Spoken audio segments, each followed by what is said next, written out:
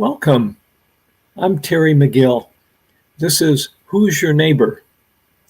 And we live in a society where we don't know our neighbors anymore. But this is wider than who's next door or across the street. Who's your neighbor? The concept came about because of COVID. Boy, talk about a world-changing series of scenarios, because it morphed. And I began to notice some common threads in reading Facebook comments with different groups that I belong to. The ones that really tore my heart open were couples, and couple meaning two people, regardless of the entanglement, by clergy or whatever. And they'd been able to manage until both of them had to be at home at the same time for a long time. And then things went from manageable, I don't like it, but what other options do I have, to really bad in some cases. And that led me to becoming aware of who's around in our community. There are unsung heroes. And this is episode, I believe, 23 of people, sometimes two at a time. Excuse me. And that's not COVID. These are people that are the unsung heroes. It's not like Oprah or Deepak Chopra or Dalai Lama. These aren't everyday names. In fact, these are people you'd never hear about. So, a small group of us decided that we would do something about that. And tonight, I want to introduce you to a Portland metro area, Portland, Oregon, because there's 14 Portlands in the United States. It's amazing. So this is a local, I call her an animal whisperer. And you'll know that she's an interesting person just because she's an animal whisperer and she has a cat named Monkey. So I would like for you to welcome, as I do, Alicia Rose. Hi, Terry. Hello. It's so good to see you again. And just for our watchers and listeners, I always, where did I meet you? Well, it was April 9th and 10th. It was just a month ago or so, 6 weeks. And it was at a metaphysical fair, a wellness and metaphysical. And you're one of the people, I think I've had one other from the show that we've had as a guest.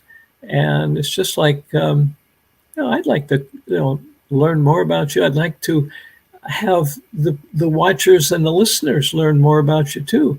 And which makes me realize, for those of you that are watching and listening, you don't have to be in the Portland metropolitan area, because I was chatting with Alicia several days ago, maybe last week. And most of her work, like mine anymore, is remote. Telephone or Zoom, or in this case, StreamYard. So, Alicia, just off the top of your head, I won't hold you to it, what percent of your clients are in the metropolitan area here versus somewhere else in the world? Oh, gosh. I know, off the wall question, huh? Well, I started doing the events here because all of my clients were in other places. So probably about 1% is in Portland. And the rest are around the United States in different countries? Correct. I have quite a few in Chicago and quite a few in Phoenix. I lived there when I was really discovering some of my gifts. And, it's funny enough, I just stayed at an Airbnb in Chicago and I was really into yoga at the time. And so the place I stayed at was a yoga house, and it was called Casa Corazon, which means heart house. And she had a bunch of bedrooms that were rented out. So I did an animal reading for one of the other people there. And then the host told me about one of her friends, and she was like, just got this cat, and he's pulling his hair out. Would you talk to him? And The so person or the cat? the cat was pulling his hair out. Wow. Yeah, so I did a healing and a communication on the cat. He's doing much better. And all this was about 8 years ago, but kind of from that tree branch, I have quite a few folks in Chicago. That's a great story. I love it. Yeah, it was really beautiful. And actually, one of those people gave a woman in France my name. And so that's kind of when I started taking this more seriously. She had a cat who was biting, and she had talked to all kinds of veterinarians and behavioralists. And yeah, finally she was, talking with her friend in Chicago, and she was like, you should call Alicia. She'll help you out. And sure enough, I did. And so after the first session, her cat stopped biting. It wasn't the same issue it had been before. And Wow. I ended up doing a few sessions with her.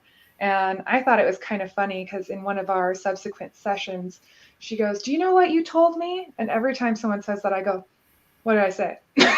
Yeah. But I had told her that I thought her cat had a past life as a bunny rabbit. And I guess when she was a child, she had actually had a bunny, and it was gray and white, and her cat was gray and white, and she was under the impression that it was the same soul, both the bunny rabbit as a child and, her adulthood cat. And were you able to touch in on that? I mean, I confirmed it. I believe that, but again, who am I? Well, to answer that for you, who you are, you've already told us a bit about who you are. That's true. That's stops true. biting in one phone call. That's a credential right there, Alicia. I mean, I'd have to say so. I'm across the world. I never even met the cat. It is amazing, right? Mm-hmm. Have you heard of Tao Healing Hands? Yes, actually, you introduced me to it, and at the wellness fair, you gave me such a beautiful healing. And I couldn't remember if I had or not. I was at that booth when you were behind this other booth that I was in, and it was about Tao Healing Hands. That's a remote healing.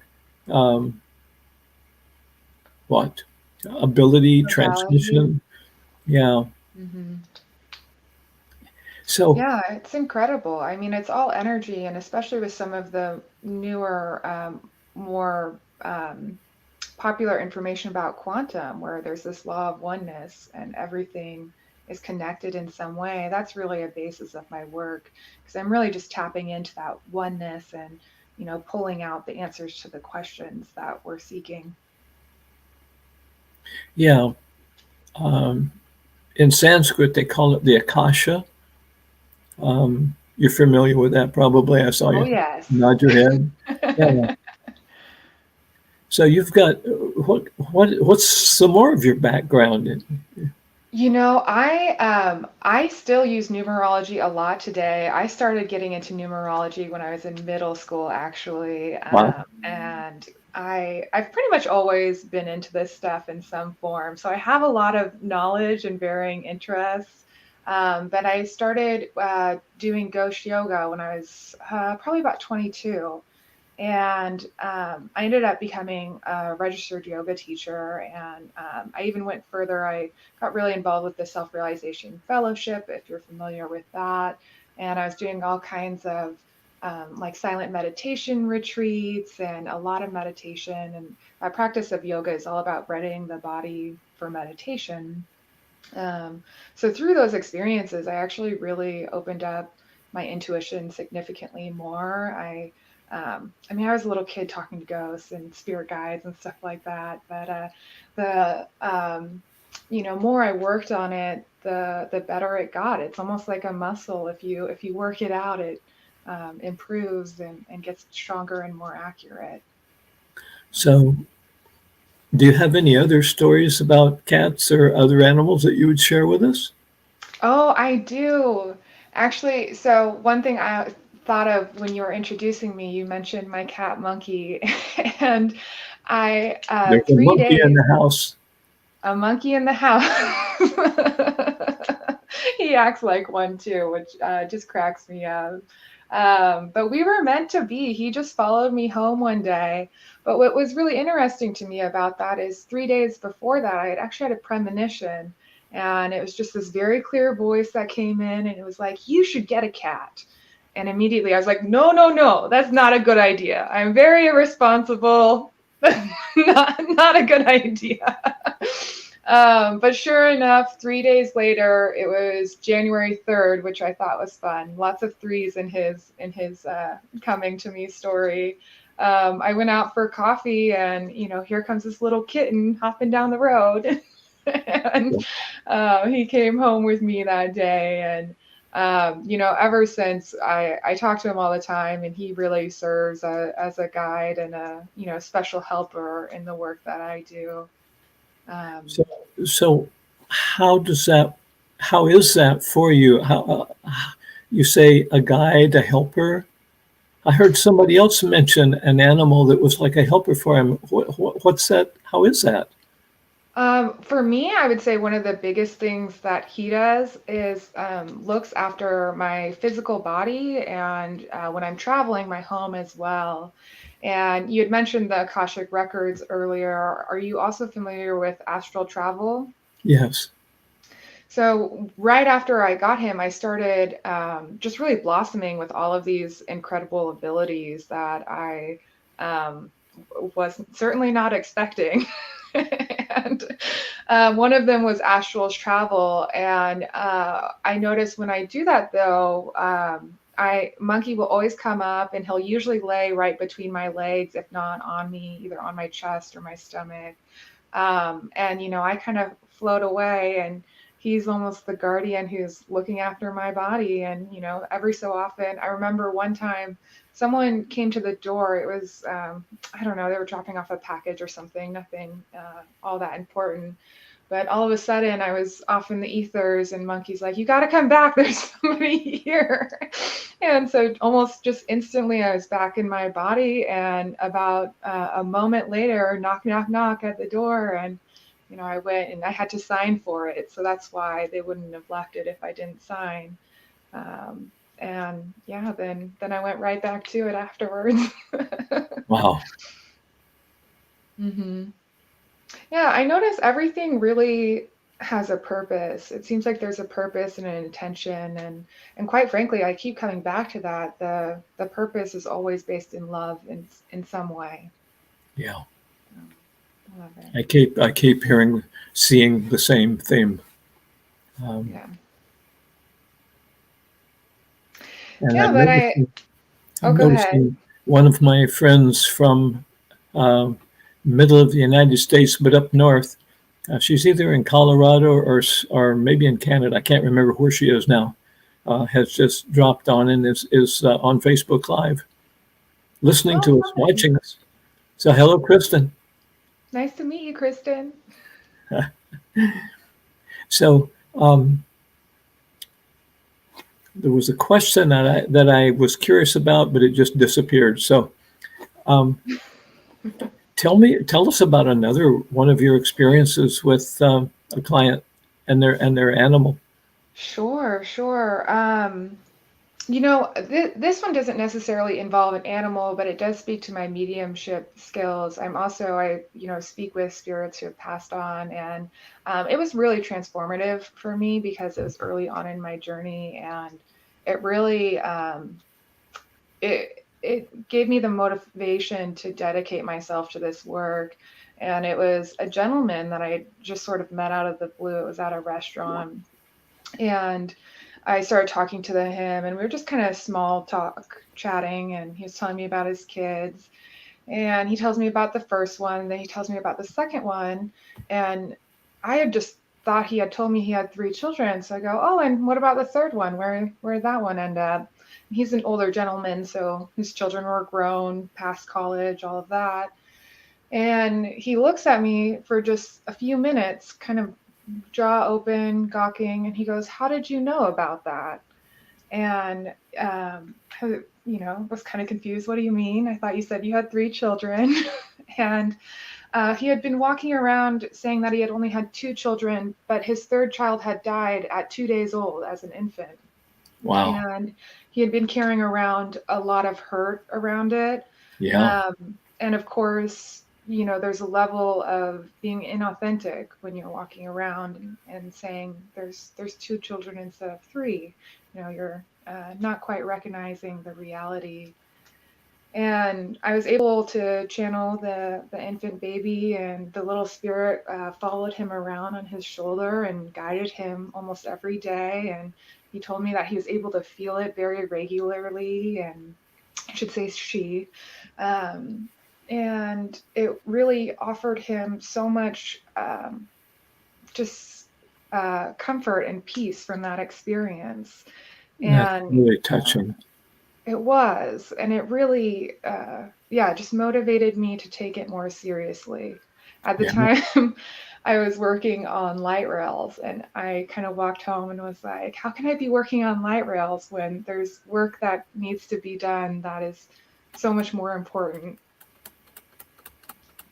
So is this your primary work now? I actually still work in construction and finance during the days. I'm working on a data center right now, but it is certainly my hope to have this become my full-time gig. It was kind of, I guess I was just worried what people would think, and I did this kind of underground for quite some time. Like I told you about the Airbnb and Chicago, those were some of my first clients after I took an animal communication course. And so it's very, very easy for me to have kind of these 2 separate lives for quite some time. But finally, when the woman from France reached out to me, it was almost like hitting a wall. I was like, how can I not be doing more of this? So I really started taking it more seriously. That's how I started going to the fairs, and I still got some work to do. I tell people I'm a great psychic and not such a great marketer. So I'm Well, let definitely us help you market then. I appreciate it. Alicia's email address is rosecomposite@gmail.com. And our producer will park this over in the chat room. And you also have, let's see, you're on Twitter. Is that right? Or is it Instagram. Instagram? Okay, there we go. Yeah, that's the best way to find me is Instagram. Seems to be the most Instagram, active. Ali Rose 359, and Facebook also. Mm-hmm. Oh yes. And I'm trying to post more regularly. I actually just started a monthly discussion. It's called Ask Alicia. 'Cause, a lot of people have been asking me things So about all it's what's the name of it? Ask Alicia. Ask Alicia. That's you. Yeah, that's Got me. it. That's me. Because I'm also a channeler, in addition to a psychic medium. Sometimes people will ask me things, and I'll just sort of start talking, and the answers resonate. They seem very real. I certainly believe them. Seems like who I'm talking with believes them as well. And so that's kind of how this all started. So last month we did a session on numerology. And this next month, my friend Soul Dr. D is coming. We're going to talk actually about the Akashic records and karmic astrology. And, I really started it as in response to my own feelings. When I was starting out, I was very, I just didn't know what to believe. I didn't know what was real, what wasn't real. I was certainly feeling and experiencing a lot of things that I felt were real, but also receiving feedback from my family and friends that, that's poppycock or whatever. And it took me Or a horse, while, I have to admit. yeah, Yeah. horse fertilizer. One of my friends said, that's horse fertilizer. And they were going to say something else, but decided not to. Right, how polite. That's Oh, a challenge that I've heard others have also. I talk to a lot of people, and the ability to accept who we are and then to find our tribe. When I was first starting, when I was a realtor, I hadn't even heard of the concept of your tribe until I was in this workshop. And it's like, but I'm not Native American. And I mean, that's how green I was. Yeah. So when we see, what was it? When we accept who we are, rather than trying to remember, rather than who others tell us we should be. That's what it was. That was the theme. And that was 40 years ago, and changed my life. Yeah. Oh, yeah. I love that you use that word remember too. When I was a child, I actually remember when I started lying to people about my extrasensory beliefs. I had to be about 3 years old, and I was talking to, spirits, and I had these little, spirit friends as a kid. And again, with the premonitions, all of a sudden, oh, Dad's waking up. He's going to come down the hall and tell me it's time to go to bed. I was up this late at night. I still tend to talk to spirits in the middle of the night quite often. And I remember hearing the little voice, and they were like, don't tell him. He's not going to understand. And sure That's enough, great guidance. Wow. well, and actually, that's interesting that you mentioned that too, because anytime I ever hear those little voices, the guidance is always accurate, no matter how small it is. And on the few occasions I have ignored it, things did not go well. So it's a good reminder to listen to our intuition when we hear it in whatever form it comes through. So, do you whisper with animals besides cats? I do. All sorts of animals. And it's been coming up more often is talking with animals in nature. This weekend, I was at another fair and I did 2 readings. One woman was getting messages from a hummingbird who was coming to her, and I was able to, channel those messages. And another woman had a death in her family. Somehow I end up doing a lot of work around death and reincarnation as well. But she had these birds circling, and it's a hawk, an eagle, and a raven in Wow. a stack. It was a very beautiful depiction. So, was that a dream or was that a reality? That was reality. Hawk, a The raven, patriarch. and an eagle. That is Mhm. an unusual combination of birds to be near each other. It was. Well, it was under the scenario of, I want to say it was her father or her grandfather was passing away, and he was a big community leader. And she was telling me, I don't want to get her heritage incorrect, but she was telling me that in her culture, there was a belief that for every soul that leaves, another soul comes. And she was saying, as the father figure was passing away, there were these 3 birds, and within a year, they had 3 babies in the family. And she Wow. really thought that there was a relation there. I can see why people would call you back. Have Well, one, and ex- have it's one, almost. have one experience that's just like, wow. Then what else is coming up? Well, and I walk around having these experiences more often than not. So it's quite a fun life to lead.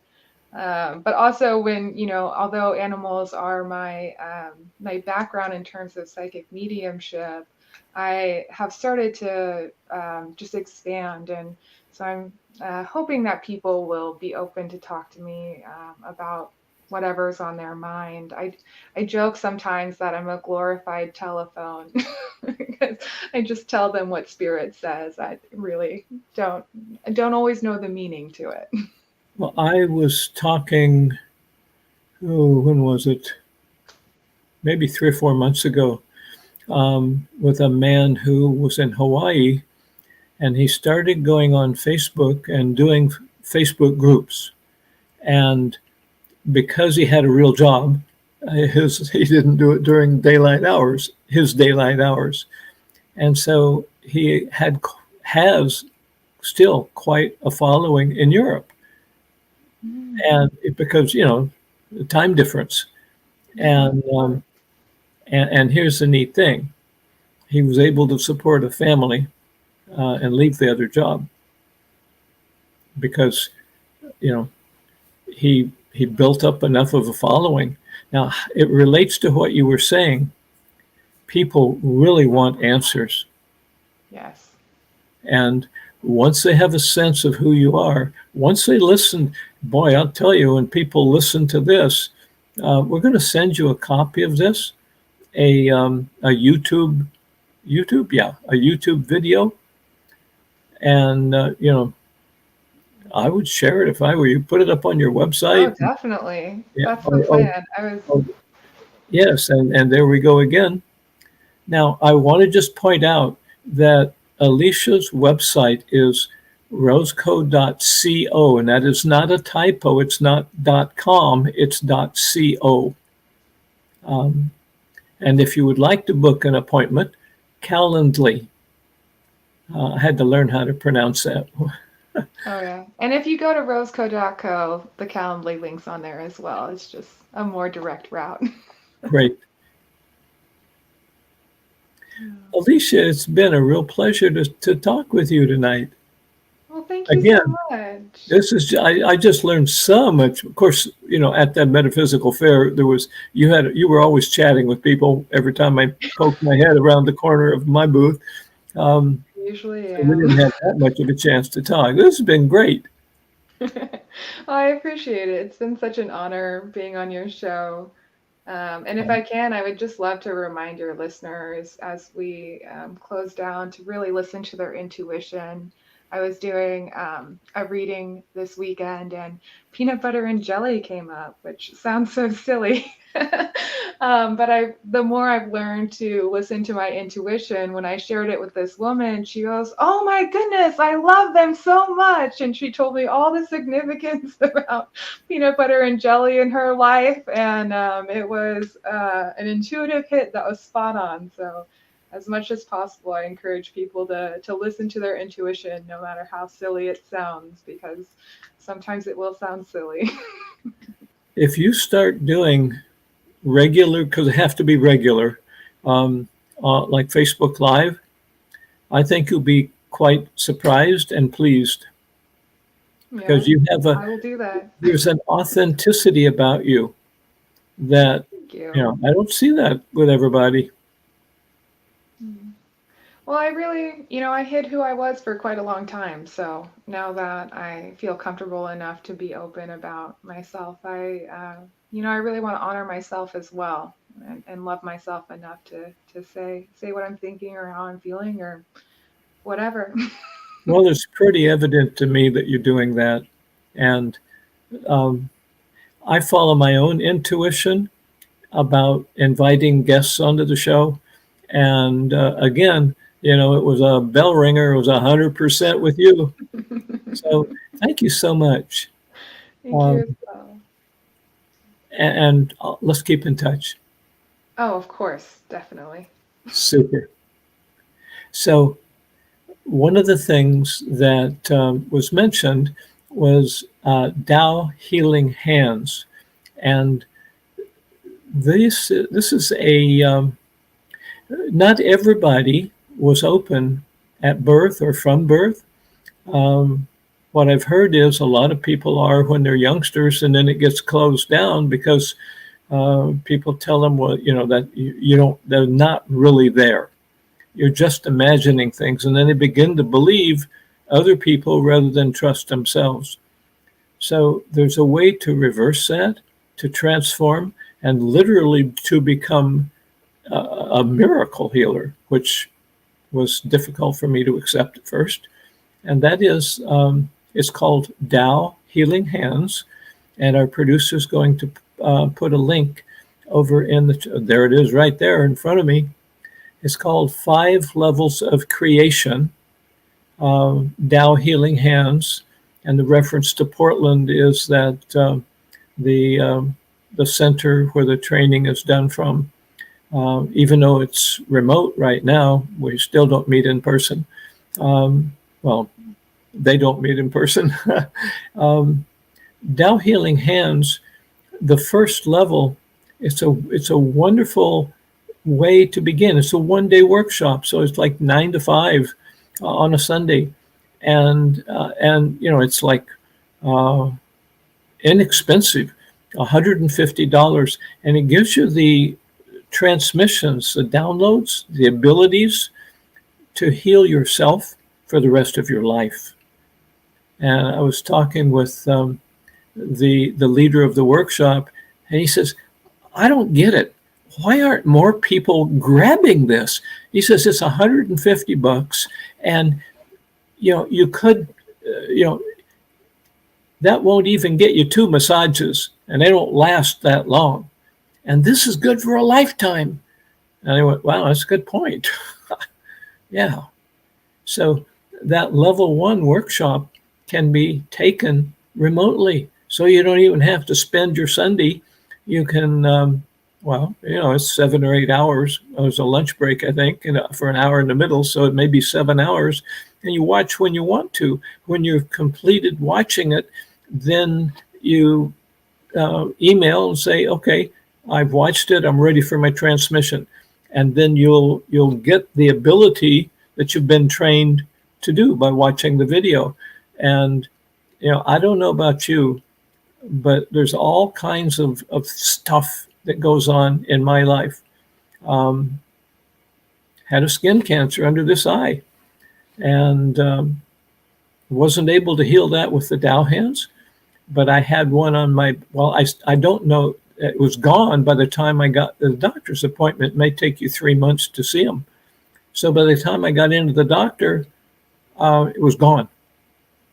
And it's like, whoa, this really is real. So if you're interested, the link is in the over in the chat. It's the one that says HTTPS 5 levels of creation. And read the website, check it out, and see if it rings a bell. If it does, great. If it doesn't, great. Whatever works, because there's so many different paths out there. So this is all about who's your neighbor. And tonight, I don't care where you live in the world. It can be France, Chicago, Phoenix, and who knows everywhere else. And I don't know if Alicia speaks more languages than English, but if you speak English, I know for sure anywhere in the world, you can connect with her. And all of her contact information is there in the chat also. So I'm Terry McGill. This is Who's Your Neighbor? And we're here every Tuesday night. And even better, all of the recordings are on Facebook Live. And you'll see that address over there in the chat room also. So until next week, or when you listen to a recording, I'm Terry McGill with host for Who's Your Neighbor? And thanks for being here.